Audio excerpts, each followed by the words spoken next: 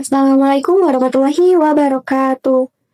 Halo, perkenalkan nama saya Rini Nurdesyani. Pada kesempatan kali ini saya akan mempresentasikan materi mengenai etika dan tanggung jawab sosial khususnya tentang stakeholder dan corporate social responsibility atau CSR.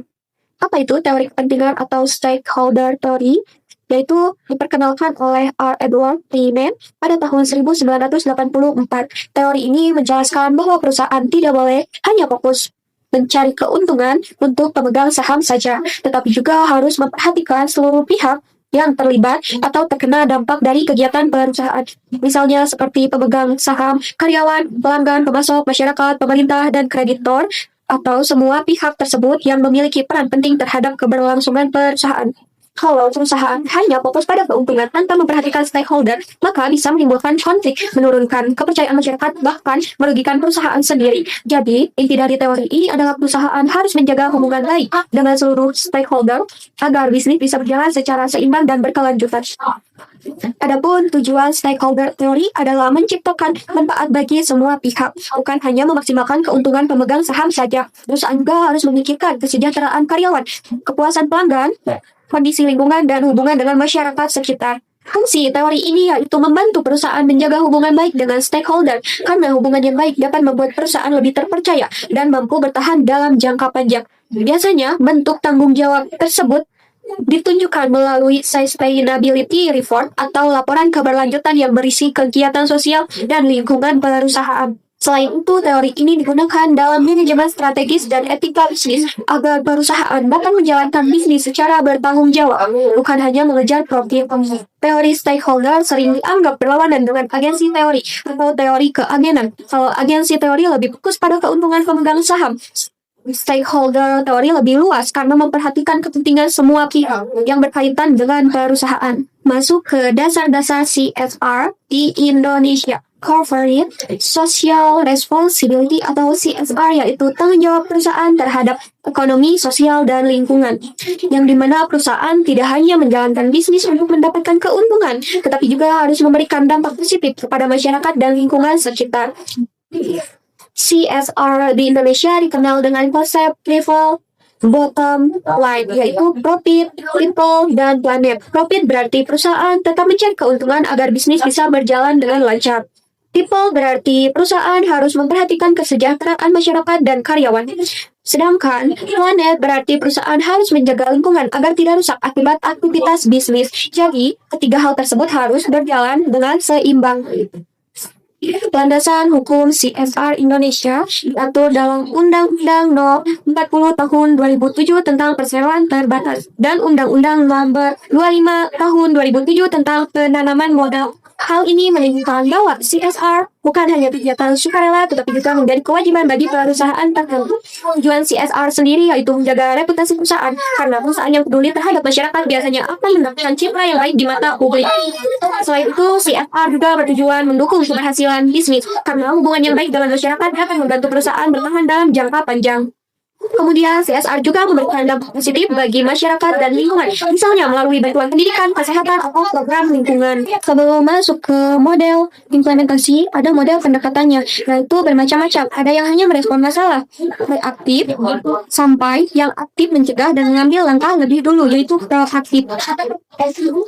Biasanya, perusahaan menghadapi stakeholder itu bisa berbeda-beda. Kayak misalnya yang tadi kan reaktif, perusahaan baru bertindak kalau sudah ada masalah, atau kritik. Kalau proaktif, yaitu perusahaan bergerak lebih dulu sebelum masalah terjadi.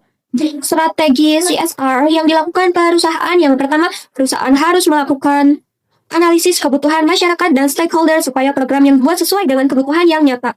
Yang kedua, adanya keterlibatan karyawan atau volunteerism, yaitu karyawan ikut terlibat dalam kegiatan sosial perusahaan agar rasa kepedulian sosial meningkat. Yang ketiga, pendekatan sustainability atau berkelanjutan. Jadi, program CSR tidak hanya bersifat sementara, tetapi dirancang agar manfaat bisa dirasakan dalam jangka panjang. Kemudian, CSR juga harus diintegrasikan dengan bisnis inti perusahaan supaya program yang dijalankan lebih efektif. Selain itu, perusahaan juga perlu melakukan transparansi dan pelaporan CSR agar masyarakat mengetahui dampak dari program yang telah dilakukan. Adapun model implementasi CSR, yaitu yang pertama ada cost promotion, adalah kegiatan perusahaan untuk mendukung kampanye sosial tertentu, misalnya kampanye kebersihan lingkungan. Yang kedua, cost related marketing atau CRM, adalah kegiatan sebagian keuntungan penjualan produk digunakan untuk kegiatan sosial. Yang ketiga ada corporate philanthropy, merupakan bentuk bantuan langsung seperti donasi atau beasiswa. Yang keempat ada community voluntary, yaitu kegiatan sukarela yang dilakukan oleh karyawan perusahaan di masyarakat. Sedangkan socially responsible business practices, berarti perusahaan menerapkan praktik bisnis yang etis dan ramah lingkungan. Lalu ada program pemberdayaan masyarakat seperti pelatihan UMKM agar masyarakat bisa lebih mandiri secara ekonomi. Masuk ke tahapan implementasi CSR. Tahap pertama adalah analisis situasi untuk mengetahui masalah atau kebutuhan masyarakat. Tahap kedua yaitu perencanaan program agar kegiatan CSR memiliki tujuan yang jelas.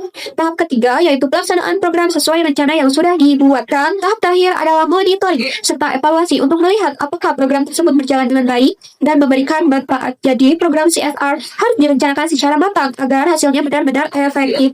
Selanjutnya, inovasi CSR di era digital. Karena kan sekarang tuh apa-apa tuh serba digital ya. Nah, perkembangan teknologi membuat CSR menjadi lebih modern, yaitu perusahaan mulai memanfaatkan teknologi seperti AI, Internet of Things atau IoT, dan platform digital agar program CSR menjadi lebih efektif, transparan, dan mudah dijangkau masyarakat. Dengan adanya teknologi, perusahaan juga lebih mudah mengukur dampak dari program CSR yang dijalankan. Contoh inovasi CSR di era digital yang pertama ada edukasi dan literasi digital. Perusahaan teknologi seperti Samsung dan Indosat membantu masyarakat, terutama siswa dan guru, untuk belajar coding, AI, dan IoT, tujuannya supaya bisa mencetak generasi yang siap di dunia digital. Yang kedua, pemberdayaan UMKM digital, yaitu UMKM dibantu masuk ke dunia online, misalnya lewat e-commerce, digital marketing, dan pengelolaan keuangan digital supaya bisa menjangkau lebih banyak pembeli. Yang ketiga, ada teknologi untuk sosial dan lingkungan. Teknologi seperti AI dan Internet of Things atau IoT dipakai untuk membantu lingkungan, contohnya memantau kualitas udara atau menghemat energi supaya lebih ramah lingkungan. Yang keempat ada transparansi CSR digital. Perusahaan pakai sistem digital untuk laporan CSR, jadi data lebih rapi, cepat, dan transparan tanpa banyak proses manual. Yang kelima ada akses kesehatan dan pendidikan, yaitu program berbasis teknologi membantu masyarakat di daerah terpencil supaya tetap bisa belajar dan dapat layanan kesehatan secara online. Nah, untuk kesimpulannya, jadi Corporate Social Responsibility CSR merupakan bentuk tanggung jawab perusahaan kepada masyarakat, lingkungan, dan seluruh stakeholder. CSR bukan hanya kewajiban, tetapi juga cara perusahaan untuk ikut berperan dalam kehidupan sosial dan menjaga hubungan yang baik dengan lingkungan sekitar.